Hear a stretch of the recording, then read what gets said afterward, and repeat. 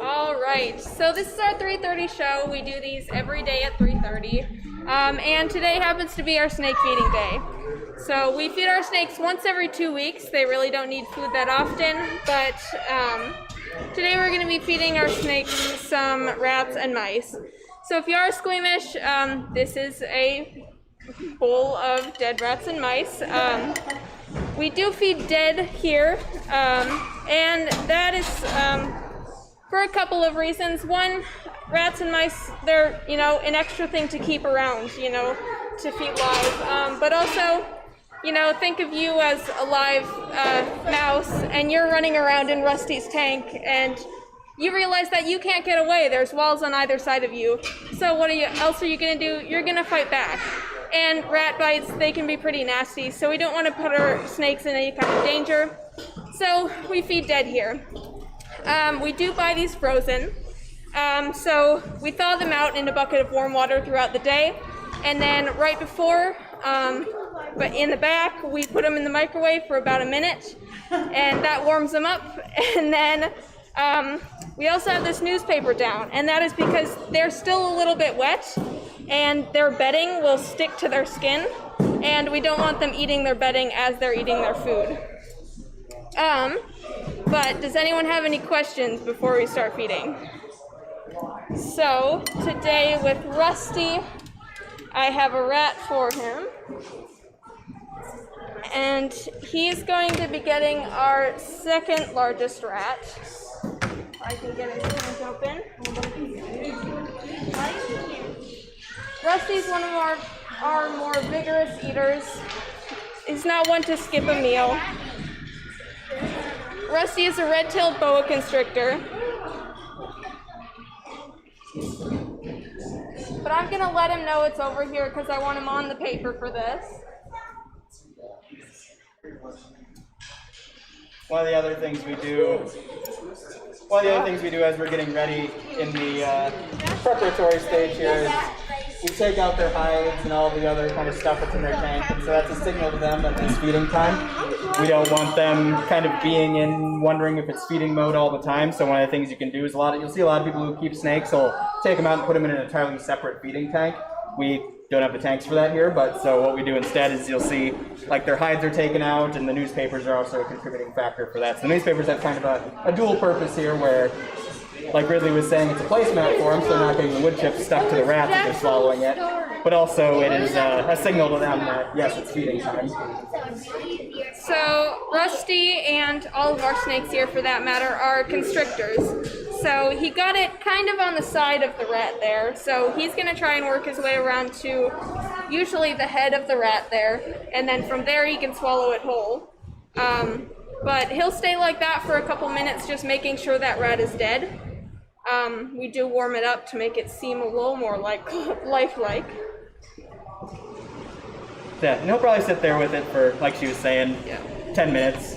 So that's a good one to keep checking back in on as we're kind of rotating around here. And we might even come back to him at the very end while he's working on it. Do they sense the pulse of the animal? In the wild, yes. they would. And so the way the constriction actually works is a lot of people assume it's like a crushing thing or even like a suffocation thing. But really what they're doing when they're constricting is they're actually stopping the blood from flowing within that animal. So it's actually a lot faster than regular suffocation, because if you suffocate something, if you take something and you just like strangle it around the neck, they still get the benefit of all the oxygen that's already in their blood. Whereas if you squeeze them all around and stop their blood flow, you lose out on that oxygen you've already got, and so it's actually a lot faster. And so a lot of them do rely on, like you were saying, sensing a pulse that's happening inside there to know when the time has come. Like I said, with ours, it seemingly is more of a temperature thing, because obviously our rats don't have pulse. And then we'll move on to Sally.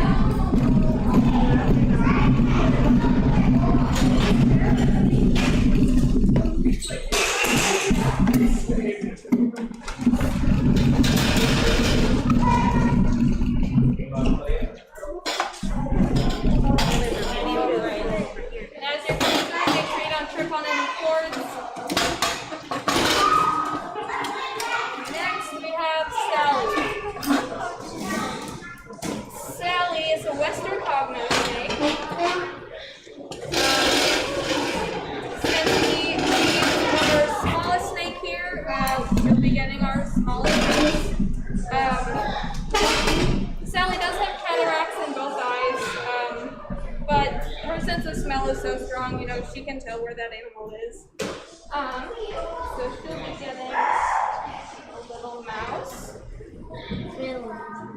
And Sally's one to be pretty slow and calm. She doesn't usually strike at any of her food. And there she's got her tail. So I'll try to outgrab as much as I can. There. Got it. Got her down the side there. So again, same thing as with Rusty. He's going to figure out a way to make its way around to the head of the animal, and then from there swallow it whole. Hognoses are one of the few snakes that really chew their food in a way. He is mildly toxic, but you can see there, it's not much of a chewing, it's more of a trying to get around to the other side of that animal, but he doesn't really realize it. Yeah, and so what she's talking about is the hognoses have a little bit different type of tooth in the back of their mouth compared to what really any other type of snake has. And so they have almost like a molar in the back, and so they'll use it to crush up their food a little bit. And what she was saying there's a little bit of a toxicity or a kind of causticness to the saliva. Their saliva is very similar to most other animal salivas. Most snakes have kind of a unique saliva in that it's kind of uniquely not caustic because they just swallow their food whole. But because they chew, their saliva has to do stuff that's more similar to what other things saliva does. So they're weird among snakes in that they're a little more normal in the way their saliva works. Interesting. And then this one is actually a local snake. This is one you can actually find right around Bemidji. And then we'll move on to Sally, or sorry, Sophie. So if you guys want to make room for the cart to come around the side there. Let the cart do, honey. Yeah, and let's just remember, folks, that there are other people who are trying to watch here, so let's not be 1 inch in front of the tank and blocking the view for everybody, all right? All right. This is Sophie. Sophie's a corn snake. She is what's called amelanistic, so you wouldn't be finding her in the wild. Most of her kind in the wild is a darker reddish color. She was bred to be this color bred in captivity. But they're a very common house pet. They're very active, so that's what people kind of like about them, along with the ball pythons. Very, very common pets. So she'll be getting a little mouse today.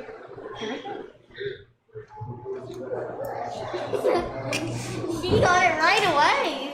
Yep. So they can smell that. Yeah, and another thing that's kind of cool about this is Ridley mentioned all of our snakes here are constrictors. So, you know, when we think of constricting snakes, we tend to think of the big, heavy-bodied ones, but basically any snake that's not venomous is going to be constricting to some degree. It's just a matter of the scale that you're doing it at. So she's also going to be a cool one to watch as we go around to our other two snakes. Yeah. She tends to get hers down pretty quick. Yep. This one almost saved the whole thing already. Oh, Yeah. He's not quite around to Yeah, he's got a little adjusting yet. He's going to keep working his way around to the very front. Alright, and then we'll move on to Janie.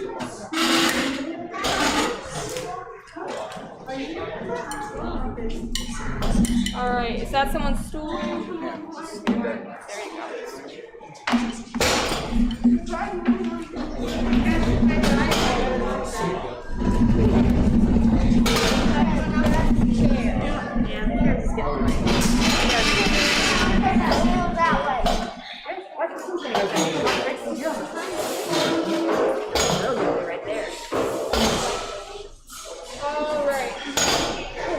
They got a camera on that side, so no wonder. She's one of our older snakes here. So obviously, we had her hide right here. She was curled up under her hide, and she hasn't moved since I took it off. So I'm going to do something I wouldn't traditionally do with a snake that I was about to feed, but she is around 28, I think. So she's getting up there, and I want to make sure she's on the paper if she does decide to eat. So we'll set her right there. She's to really strike at her food. She's one to more take it in the night because if she doesn't take it, we'll leave it in her tank holder. So you can see this is common for her. She's kind of coiling away from it. So we're going to leave it in her tank holder, and if she eats it later tonight, great. If she doesn't, that's fine. Her species is one that's kind of known to go long lengths without eating. I think they've been reported to go up to a year. And they're fine. So we'll leave that for her. If she takes it, great. If not, that's fine.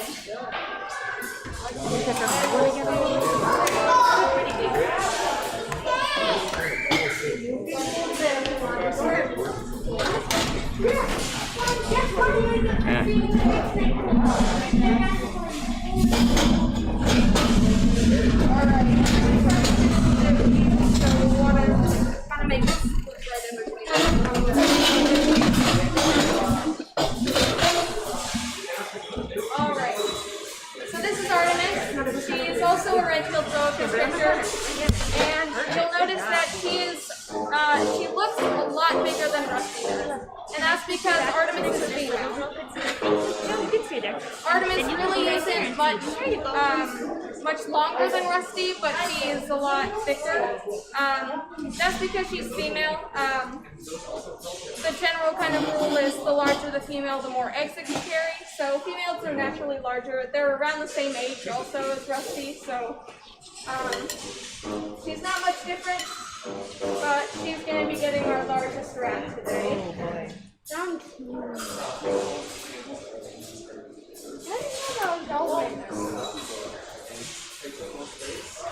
You probably have to watch your hand.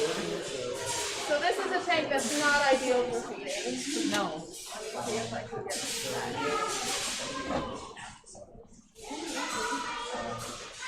There she goes. That's fun. She's one who a lot of times will not strike at the food during the feeding too. So that's new for me. That's the first time that she's actually done a strike at her food.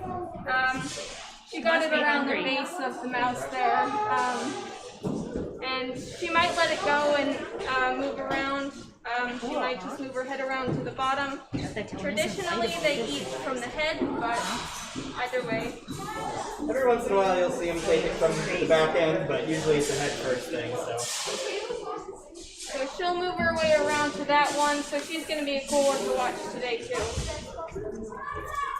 We want to spin back around and check out what Rusty's up to. Yes. A lizard. He looks like this one.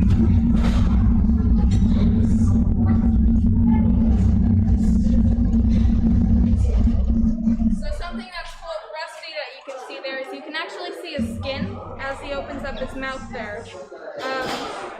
That's really cool because a lot of people think it's, just the scales and you don't really get to see the skin that's under him. So you'll notice, he's got his jaw open pretty wide there. I've heard a lot of people describe it as unhinging their jaw. It's not really coming unhinged, it's just very elasticized tendons, very stretchy in a way. But he can open his mouth very wide along both the X and the Y axis. So his bottom jaw does split along the X axis also. Down there. We have two bones in our jaws that meet right in the middle of the chin at a suture, so ours are fused. Snakes are not fused in the middle, so they can spread out this way.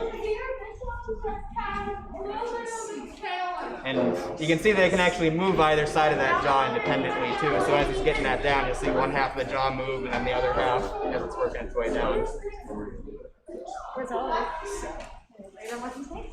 Another interesting thing you might see, don't always see it, but Rusty is a great one to keep an eye out for it on, is you might every once in a while see a little tube pop out of his mouth here, and that is his trachea, that's his windpipe.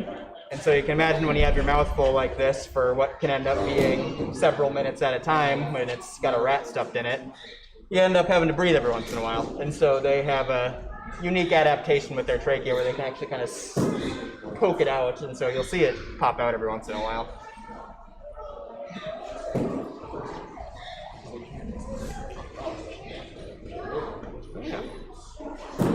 you want to outro us? Yep, that'll be the end of our 3:30 show. Again, we do these every day, so if you want to tune in on Facebook, Twitch, or YouTube, we'll be live on all of those every day at 3:30. Every day it's a different show.